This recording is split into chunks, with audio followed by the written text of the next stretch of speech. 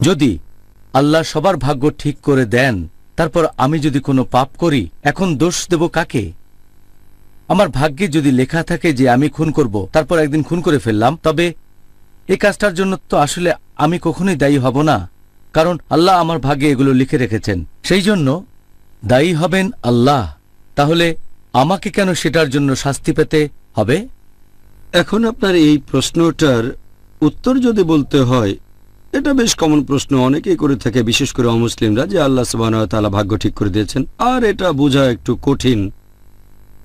আমি আপনাদের বোঝার জন্য উদাহরণ দিচ্ছি যে আল্লাহ সুবহানাহু ওয়া তাআলার আছে ইলমে গায়েব, অদৃশ্য জিনিস সম্পর্কে জ্ঞান, তিনি ভবিষ্যৎ জানেন।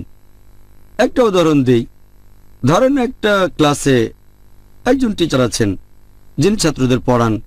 1 বছর যাওয়ার পরে, পরীক্ষা শুরু হওয়ার আগে, টিচার অনুমান করলেন যে এই ছেলেটা পরীক্ষায় ফার্স্ট ক্লাস ফার্স্ট হবে, এই ছেলেটা সেকেন্ড ক্লাস পাবে, এই ছেলেটা পরীক্ষায় ফেল করবে।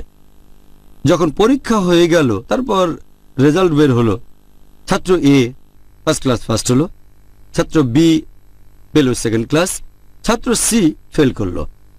এখন আমি আপনাদের প্রশ্ন করি যে যেহেতু টিচার আগে অনুমান করেছিলেন ছাত্র সি পরীক্ষায় ফেল করবে, এখন ছাত্র সি কি এটা বলতে পারবে যে টিচার অনুমান করেছিলেন বলেই আমি পরীক্ষায় ফেল করেছি? আমরাও জানি ব্যাপারটা এমন না। টিচার অনুমান করেছেন যে ছাত্র এ ফার্স্ট ক্লাস ফার্স্ট হবে, কারণ তিনি জানতেন এই ছেলেটা পড়াশোনা করে আর সে মেধাবী।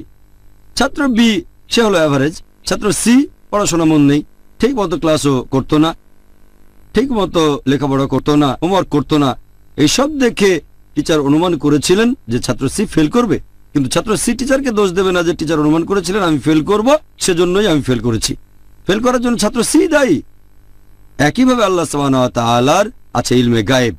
যেমন ধরেন কোন একজন মানুষ একটা রাস্তার মোড়ে আসলো, সেখান থেকে 5টা রাস্তা 5 দিকে গেছে, রোড 1 2 3 4 5। তার স্বাধীন ইচ্ছা আছে, সে যে কোনো রাস্তায় যেতে পারে, সে বেছে নিল রোড 3 নাম্বার। এখন আল্লাহ তার নিয়তে লিখে রেখেছেন সে 3 নাম্বার রোডে যাবে। ব্যাপারটা এমন না যে আল্লাহ লিখে রেখেছেন বলেই সে এই রাস্তায় যাচ্ছে, আসলে সেরকম না। যেহেতু সে 3 নাম্বার রোড বেছে নেবে, তাই আল্লাহ তাআলা আগে থেকেই লিখে রেখেছেন, কারণ আল্লাহর আছে ইলমে গায়েব। যেভাবে টিচার অনুমান করেছিলেন, এখানে আল্লাহ জানেন লোকটার স্বাধীন ইচ্ছা আছে, সে যে কোনো রাস্তা বেছে নিতে পারে, 5টা রাস্তার মধ্যে যে কোনোটা, কিন্তু গেল 3 নম্বর রোডে। আল্লাহ আগে থেকে জানেন লোকটা 3 নম্বর রোডেই যাবে, সেজন্য আল্লাহ তার তকদিরে লিখে রাখলেন সে যাবে 3 নম্বর রোডে। এরপর 3 নম্বর রাস্তা দিয়ে যাচ্ছে, কিছুক্ষণ পরে আরেকটা মোড়ের সামনে আসলো, 1 2 3 নম্বর রাস্তা বেছে নিল। যেহেতু সে 3 নম্বর রাস্তা বেছে নেবে, আল্লাহ এটা আগে থেকে জানতেন, তারা ছিল ইলমে গায়েব। আল্লাহ লিখলেন কিছুক্ষণ সময় পরে লোকটা আরেকটা মোড়ে আসবে, আর সে লোকটা আবার 3 নম্বর রাস্তাটা বেছে নেবে। ব্যাপারটা এমন না যে আল্লাহ তার তকদিরে লিখেছেন 3 নম্বর রাস্তায় যাবে, এজন্যই সে 3 নম্বর রাস্তায় যাচ্ছে। যেহেতু সে 3 নম্বর রাস্তায় যাবে, আল্লাহ আগেই লিখে রেখেছেন। এটা বোঝা একটু কঠিন, তবে আল্লাহ তাআলা রয়েছে ইলমে গায়েব। একইভাবে একজন লোক যদি জীবিকা উপার্জন করতে চায়, তার সামনে অনেক উপায় আছে। হয় সে চেষ্টা করে যেতে পারে, পরিশ্রম করতে পারে, কোনো সৎ কাজ করে টাকা উপার্জন করতে পারে, অথবা ডাকাতি করতে পারে, চুরি করতে পারে। এটা তার ইচ্ছা, সে ঠিক করলো সে চুরি করবে।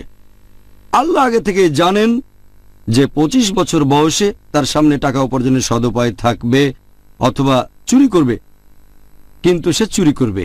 যেহেতু আল্লাহ আগে থেকে জানেন লোকটা চুরি করবে, সেজন্য তার তকদিরে লিখলেন সে চুরি করবে। ব্যাপারটা এমন না যে আল্লাহ লিখেছেন বলে লোকটা চুরি করছে, যেহেতু সে চুরি করবে তাই আল্লাহ আগে লিখেছেন।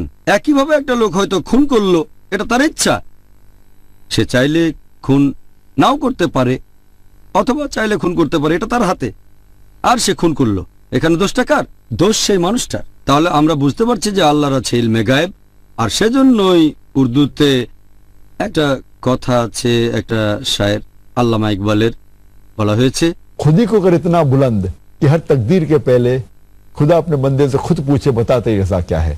যার মানে নিজেকে এতই মহান করে তোলো যে আল্লাহ তোমার নিয়তি লেখার আগে তোমাকে জিজ্ঞেস করবেন তোমার ইচ্ছাটা কি। ভিডিওটি কেমন লাগলো তা জানাতে অবশ্যই কমেন্ট করুন। ভালো লাগলে লাইক দিন এবং শেয়ার করুন। আর প্রতিদিন নতুন নতুন ভিডিও দেখতে এখনই সাবস্ক্রাইব করুন EMM টিভি চ্যানেলটি। ধন্যবাদ।